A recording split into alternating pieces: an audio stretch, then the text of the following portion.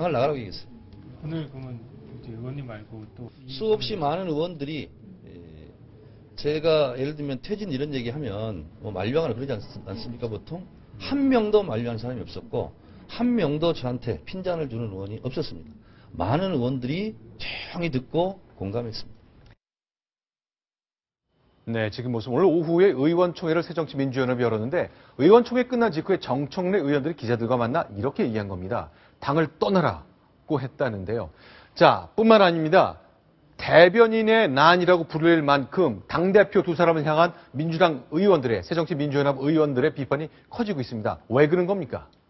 이윤석 민주당 수석대변인은 이제 전남 도당위원장을 겸임하고 있습니다. 네. 그러니까 거기서 이제 기초의원과 기초단체장들을 이제 공천을 해서 네. 중앙당의 최고위원회에 보고를 했는데 네. 계속해서 중앙당에서 안 된다. 네. 다음에 다시 하자. 계속해서 연기를 했더랍니다. 지금 사장님이 결재를 안 해주고 계속 미루는 거랑 그렇죠. 똑같은 거네요. 그게 이유가 안철수 대표가 점 찍어 놓은 사람이 있는데 그 사람이 들어가지 않아서 네. 계속해서 결재를 안 해주고 있다. 이 불만이 참고 참다가 폭발한 겁니다. 그래서 오늘 네. 이윤석 그 대변인이 네. 이렇게 당을 이끄실 거라면 두 대표는 당을 네. 떠나십시오. 이렇게 얘기를 하고요. 이 잠정 결정한 이 기초단체 후보를 왜 최고위원회에서 승인해주지 않느냐 이렇게 굉장히 비판을 했습니다. 이게 네. 또 그런데 이렇게 좀 궁금한 것이요. 아까 제가 이제 대변인이라면 대표 입이라고 얘기했습니다.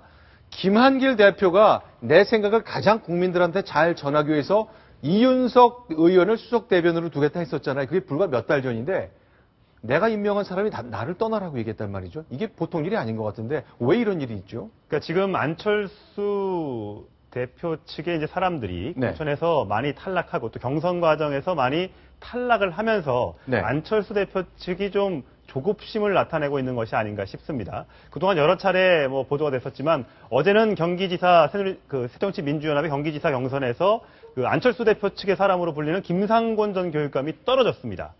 그러면서 안철수 위원장은 굉장히 지금 다급한 실정이고요. 오늘 아까 이윤석 대변인이 이런 말도 했습니다. 네네. 이 새정치의 의지가 진정성 있게 받아들여지려면 안철수 대표가 대통령 하시겠다는 기득권부터 내려놓아야 한다. 이렇게 얘기를 했습니다. 대통령 하지 말아라 이렇게까지 얘기를 했습니다. 자, 오늘 트위터에 정청래 의원이 쓴 건데요. 오늘 이 내용을 의원총회에서 다 읽었다 그렇습니다. 의원들 들으라고. 그런데 아무도 핀잔 주지 않았다는 건데 이렇게까지 얘기를 할 수 있는 건지 모르겠네요. 공천 만행이라고 했네요. 네, 공천 만행이라고 했고 참을 만큼 참았다. 더 이상 못 참겠다. 이렇게 하면서 안철수 당 대표직 유지가 어려울 거다. 이렇게까지 강도 높게 비판을 했습니다. 네. 조금 전에 의원총회에서 안철수 대표가 나왔다고 합니다. 그래서 저희 취재기자가 붙어서 어떻게 생각하냐 했더니 공천 과정에서 아무래도 공천이 중요하다 보니까 의원들 간에 조금씩 의견이 다를 수는 있는데 이거는 보통의 과정이지 굉장히 큰 문제는 아니다. 이렇게 얘기하고 급히 차를 타고 떠났다고 합니다. 그런데 그 안철수 대표가 어차피 이쪽 민주당 쪽으로 들어갈 때 뭐 호랑이 굴에 들어간다는 말도 나왔듯이 예측을 못한 건 아니었잖아요. 그런데 그 예측에 비해서는 굉장히 공격을 많이 당하고 있고 특히나 또 안철수의 사람들이라고 하는 사람들이 경선에 지금 계속 고배를 먹고 있는데 이유가 도대체 뭡니까 그러면? 아무래도 그 후보들이 갖고 있는 기본적인 경쟁력도 조금 떨어질 뿐더러 안철수 대표가 아직까지는 당에 장악력이 많지 않다 보니까 이 좋은 사람들을 데리고 공천을 시키지 못하고 있는 그런 면들이 좀 있는 것 같습니다. 지금 화면에서 보여질 텐데 지금 그 전남도지사 경선에서는 아까도 말씀드렸었지만 이낙연 의원이 이석현 전 이제 그 한평 군수죠. 거기를 누르고 당선이 됐고요. 자, 오른쪽에 보이는 인물 이석형, 김상곤 두 사람은 이른바 안철수의 사람들이고요. 그렇습니다. 왼쪽은 아니죠. 네. 지금 이낙연 의원하고 이석형 의원의 표차를 보더라도 40대 8이면 거의 뭐 참패 수준을 넘는다고 볼 수 있고요. 경기도지사도 김상곤 전 교육감이 선전할 걸로 봤지만 결국 김진표 의원의 벽을 넘지 못했습니다. 그러니까 안철수 당대표가 자신의 정치를 위해서 내가 볼 때는 새 정치를 나와 같이 할 수 있는 사람이라고 골랐던 이런 사람들이 판판이 깨지고 있잖아요. 그렇습니다. 그러니까 광주에서의 전략공천이 바로 이런 마음 때문에 하는 거겠네요. 그렇습니다. 한석 하나 건진 게 그나마도 전략공천을 통해서 꽂은 사람이다. 이런 비판이 당내에서 굉장히 나오고 있고요. 내일 이제 마지막 그 전북지사 경선이 있을 예정인데 여기도 이제 안철수의 사람이 네. 경선전에 나섭니다. 하지만 지금 화면에서 보이듯이 우측에 있는 강봉균 전 재정경제부 장관 네. 지금 불안합니다. 송하진 전 전주시장인데 저기에 네. 비해서 경쟁력이 좀 떨어지는 것 아니냐 이제 우려스러운 대목이 나오고 있고요. 자, 내일 치러질 전라북도 후보지사, 도지사 후보 자리를 뽑기 위한 경쟁에서도 안철수의 사람 강봉균 떨어질 가능성이 높다고 전망되고 있잖아요. 그렇습니다. 그리고 또 윤장현 네. 지금 전략 공천을 했지만 윤장현 네. 위원장의 경우에도 마찬가지입니다. 지금 네. 두 사람 강훈태, 이용섭 의원이 무소속으로 나와서 두 사람이 단일화할 경우에 네. 결코 당선을 장담할 수 없다. 아무리 네. 새정치민주연합의 이 후보로 나선다고 하더라도 말이죠. 그래서 네. 지금 안철수 의원 측은 굉장히 비상이 걸린 상태입니다. 자, 그러니까 전라남도와 경기도에서는 안철수 사람이 졌고 2패입니다. 그 다음에 전라북도와 광주시장 자리를 놓고는 불안한 것이 현재의 상황이죠. 그렇습니다. 만약에 네. 저 지역마저 둘 다 내준다면 4패를 하게 되는 건데 네. 과연 안철수 대표가 당 내에서 얼마나 입지를 굳힐 수 있을지, 네. 입지를 다질 수 있을지 굉장히 우려스러운 목소리가 나오고 있습니다. 제가 궁금한 것이 사실은 제가 이 자리에서 몇 번 질문을 드려봤거든요. 민주당 사실 쓰러져 가는 걸 안철수 의원과 합당해서 거의 살려놨는데 이게 물에서 건져줬더니 뭐 무슨 이런 말처럼 안철수 의원한테 좀 줘야 되는 거 아닙니까? 라는 질문 제가 몇 번 드렸거든요. 실제로 새정치를 위한 안철수한테 힘 몰아주기 이거 안 되는 건가 보죠?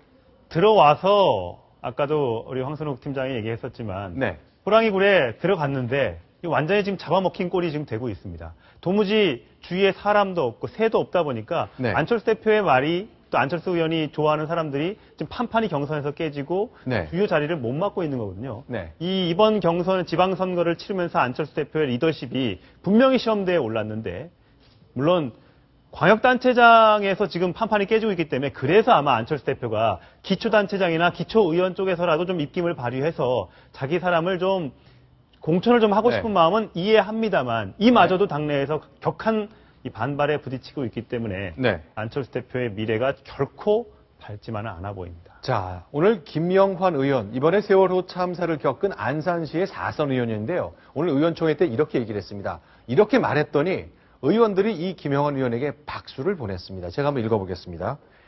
자, 지금 안철수 의원처럼, 안철수 공동대표의 뜻처럼 전략 공천했는데 이거는 공천의 문제가 아니라 정의의 문제다. 선거가 아닌 민주주의의 문제다. 지도부는 이쯤 됐으면 새정치가 무엇인지 뒤돌아보는 계기가 되기를 바란다라고 일침을 가했습니다. 그리고 동료 의원에게 박수를 받았다는 점, 안철수 의원이 앞으로 헤쳐나가야 할 산, 정말 호랑이 굴에 들어왔다는 것 절감하고 있을 것 같습니다. 자, 하여간 난리가 난 새정치민주연합의 의총상원 여기까지 정리하겠고요. 이것에 앞서서 오늘 오전에 박원순 서울시장이 역시 새누리당의 시장 후보 결정의 날을 맞아 자신의 뜻을 밝힌 게 있습니다. 이때까지만 해도 분위기는 참 좋았었는데요. 그 박원순 서울시장의 이야기를 직접 들어보겠습니다. 시끌벅적한 유세 차량 없애고 또 사람 동원해서 세과시하는 이런 선거운동 하지 않겠습니다. 세월호 참사로 온 국민이 슬픔에 잠긴 지금 애도 분위기에 맞게 작고 조용하고 돈 안 드는 선거를 제안합니다. 네, 세월호 애도 분위기 때문이겠지만 돈 안 드는 선거, 조용한 선거를 강조했네요. 좋은 전략이죠. 서울시장으로서는. 일단 기본적으로 서울시장을 하고 있기 때문에 기득권이 있습니다. 네. 그런데 그걸 좀 활용하기 위해서는 네. 조용하고 돈 안 드는 선거가 훨씬 유리하다는 아마 정략적인 판단도 일부 작용을 했을 것으로 보이고요. 네. 워낙 지금 사회적으로 애도 분위기가 있기 때문에 유세차도 없고 로고송도 없고 또 점포도 입지 않고 여러 가지 네. 아마 조용한 선거가 치를 것 같은데 아마 그것이 시민들에게 좀 더 유리한 쪽으로 작용하지 않겠느냐 아마 네. 이렇게 판단하고 있는 것 같습니다. 자, 네. 표 의원은 박원순 바로 서울시장이 네. 제안을 하기는 했지만은 네. 일반적으로 대개 저런 제안을 하는 사람은 이제 현직 시장 네. 아니면 현직 도지사 이미 많이 알려진 사람들이 하는 거거든요. 네. 그러나 이번에는 정몽준 네.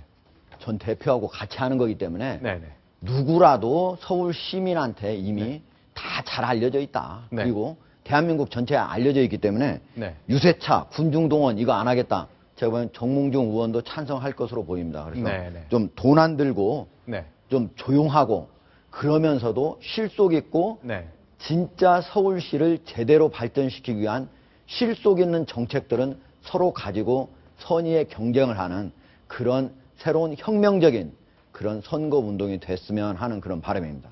네, 자, 박원순 서울시장이 이런 정론 간 기자회견을 앞뒤로 해서요, 새정치민주연합의 당 대표들을 만났습니다. 영상을 지금 저희가 공개할 건데요. 돌이켜보니까 3년 전 10월 26일에 치러졌던 서울시장 선거 전에 다 관련됐던 분들입니다. 그 영상 보시면서 오후의 의총에 앞서서 화목했던 오전 상황 확인해 보겠습니다. 어떤 경우는 뭐 오히려 공천되는 것이 거의 본선보다 더 중요한 그런 과정인데 그런 과정 없이 이렇게 된 것을 정말 아무리 감사해도 지나치지 않죠. 우리 박영선 의원님이 그때 진짜 많이 도와주셨죠. 그리고 제가 이 공약 중에서요, 반값 등록금은 박영선 의원님이 주신 겁니다. 정말 주역이 닦여지네요. 네. 자, 사실은 이 시점만 해도 당내에서 부글거리는 공천 갈등 때문에 마음 편치 않은 두 공동대표를 박원순 서울시장이 찾았고요. 역시 활짝 웃는 모습으로 카메라 앞에 섰습니다. 박영선 새로 뽑힌 원내대표도 네 분까지 같이 있는데요. 네, 이 중에 3명은 3년 전 12.6 서울시장 재보선 때 경험을 하고 협력도 했던 그런 관계입니다. 네. 과연 박원순 시장이 든 단독 후보로 나온 거 아니겠습니까? 이제 그렇죠. 정몽준 후보와의 1대1 대결 구도가 만들어졌는데 네. 과연 서울 시민의 마음을 누가 가져올까? 벌써부터 지금 굉장히 기대가 되는 그런 대목입니다. 오늘 저 좋은 분위기가 과연 경선전 내내 본선에서도 이어질지 한번 지켜보도록 하겠습니다. 알겠습니다.